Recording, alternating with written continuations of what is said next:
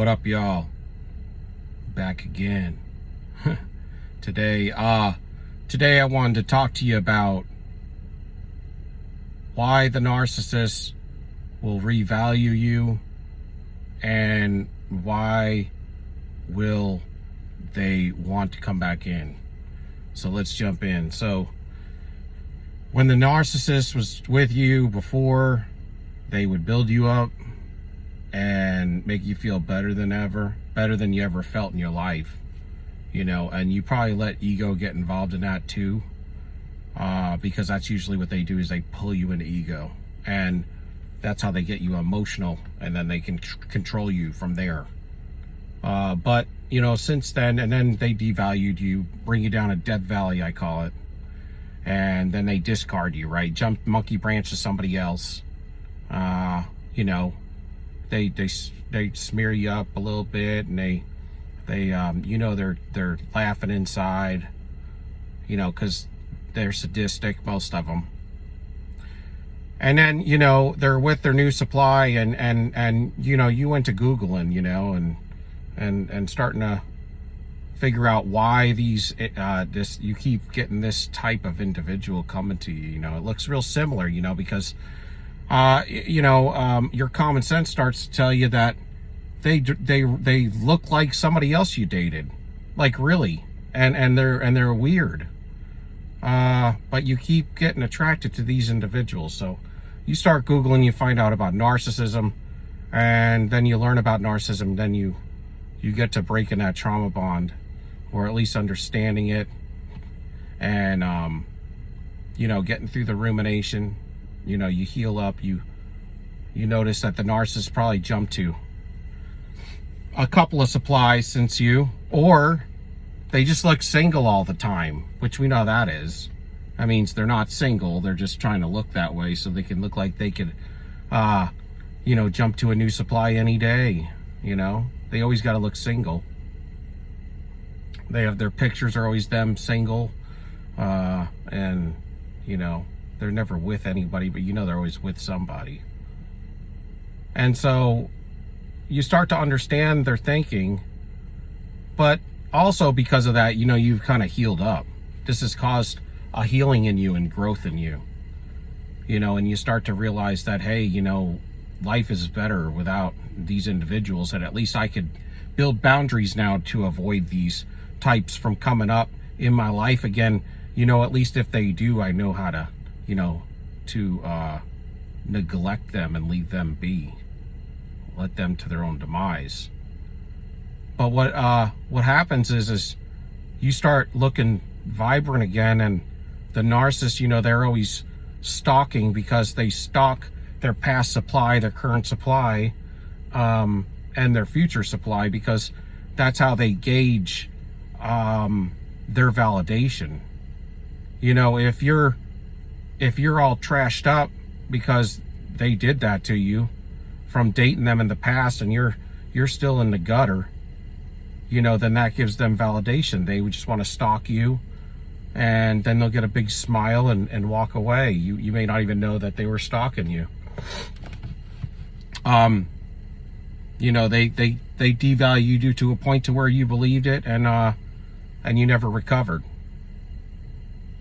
But there's those some supplies, there's those few that do recover, and recover quickly.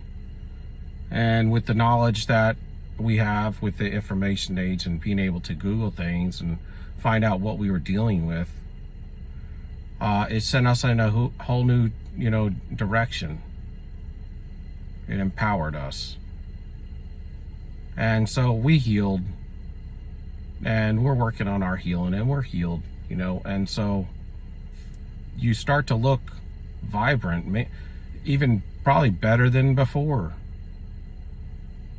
you know, because you're secure in yourself. You've got a newfound faith in what you're doing.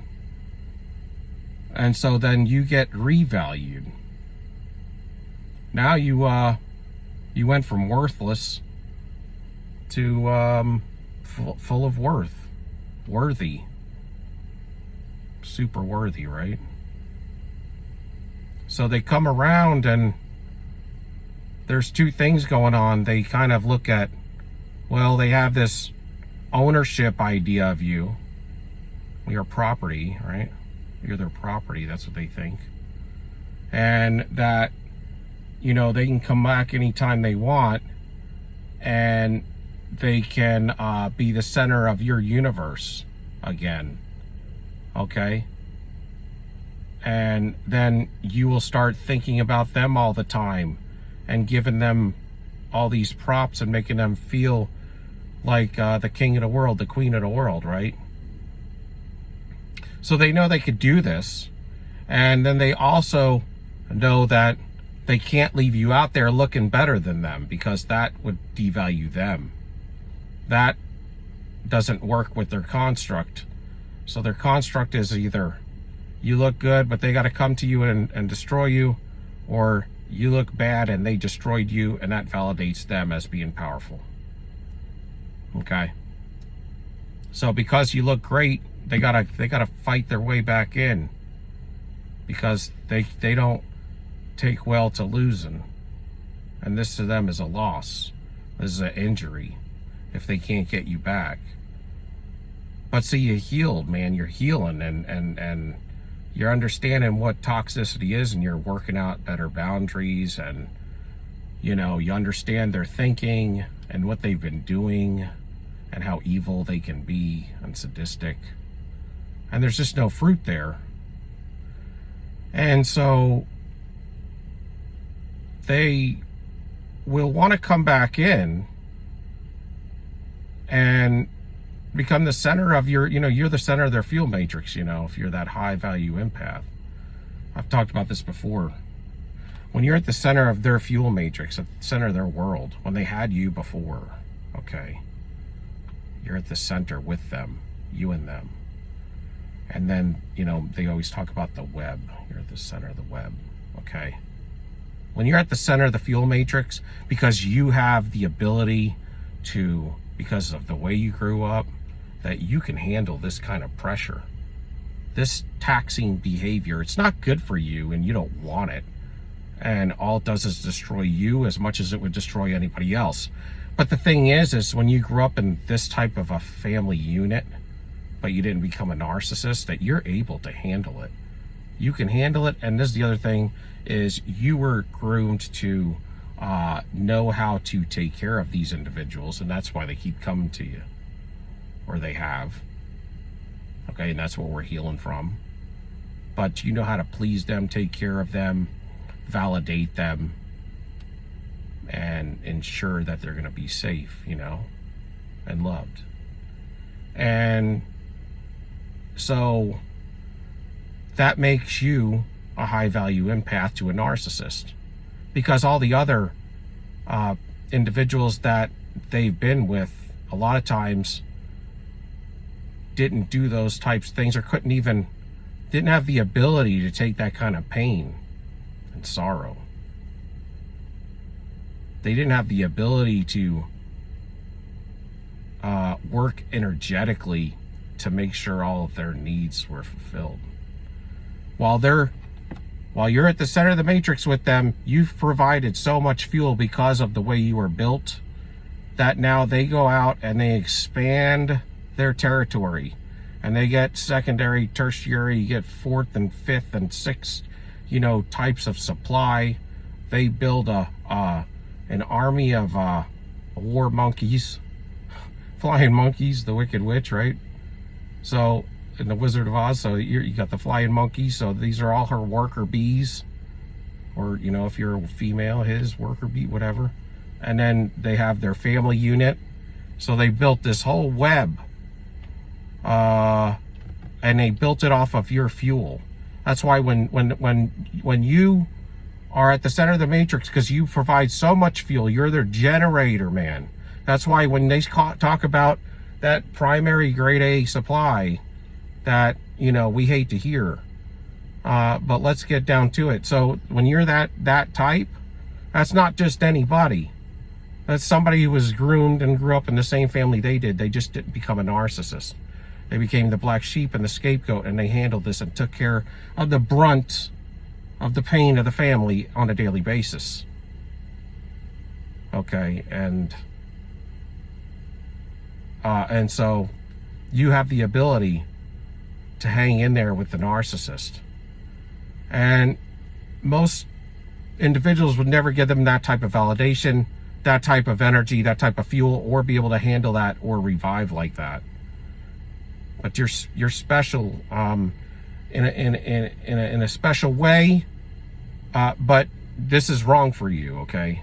I'm just explaining that this is how this works. Now, when you left them, what you'll find is that their whole fuel matrix started to fall apart. Because whoever they went to, they could have went to all those supplies. They didn't compare to you. They didn't put the fuel out that you did and the security and the safety that you did. They didn't have the validation abilities. They didn't have the abilities that you were able to, that you possess, that you were able to provide for the narcissist. So their fuel matrix falls apart. And so, you know, what they came in humble, you built them up to a pompous individual. Not that you wanted to, but this is how they become when they get high on fuel.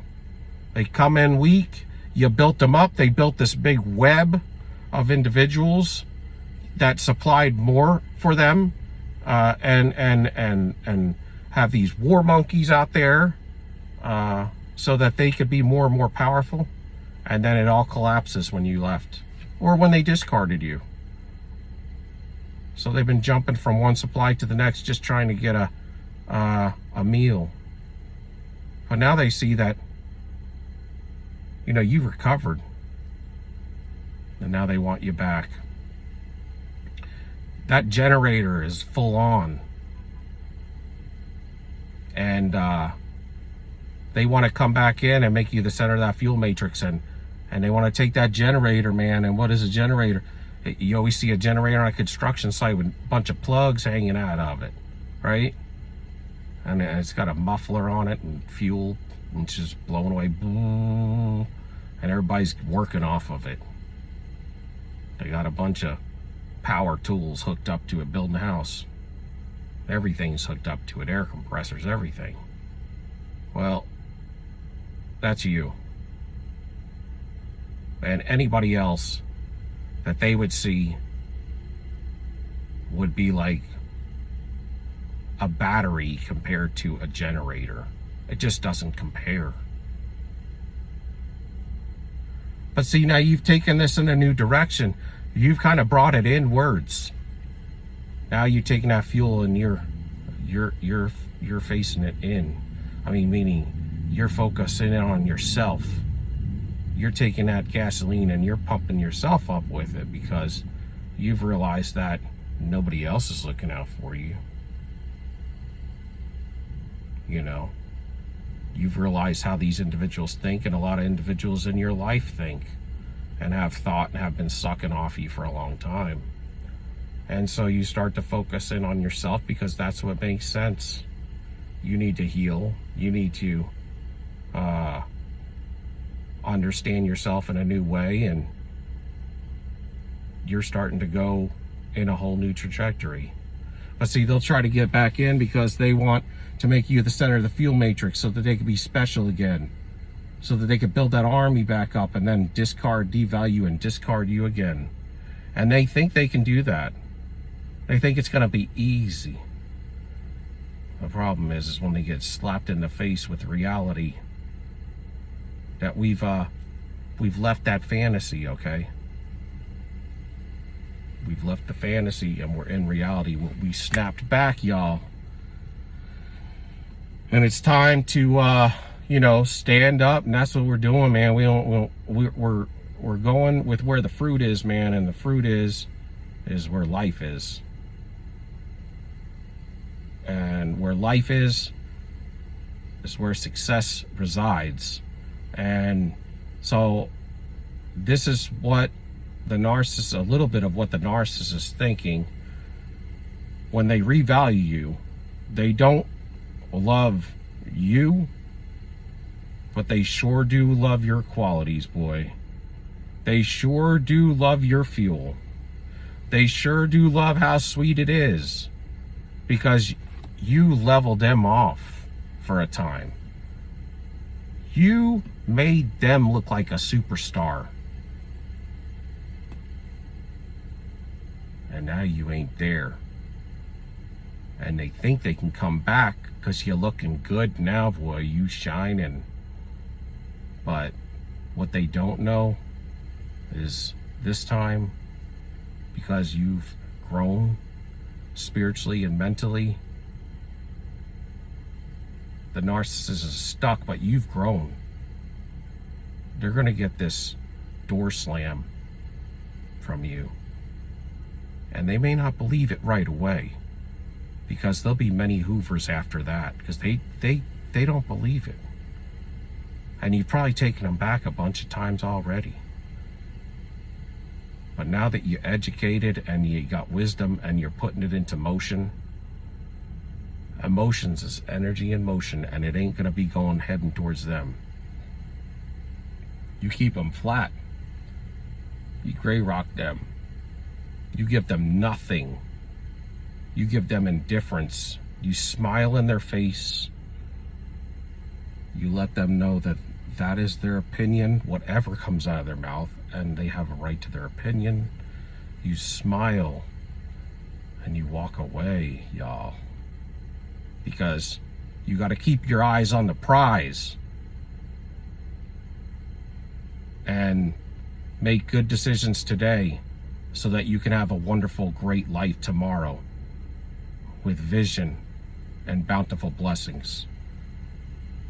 So if you could give me a like, a thumbs up, and a subscription, I love y'all. Till next time, sold you up. We out.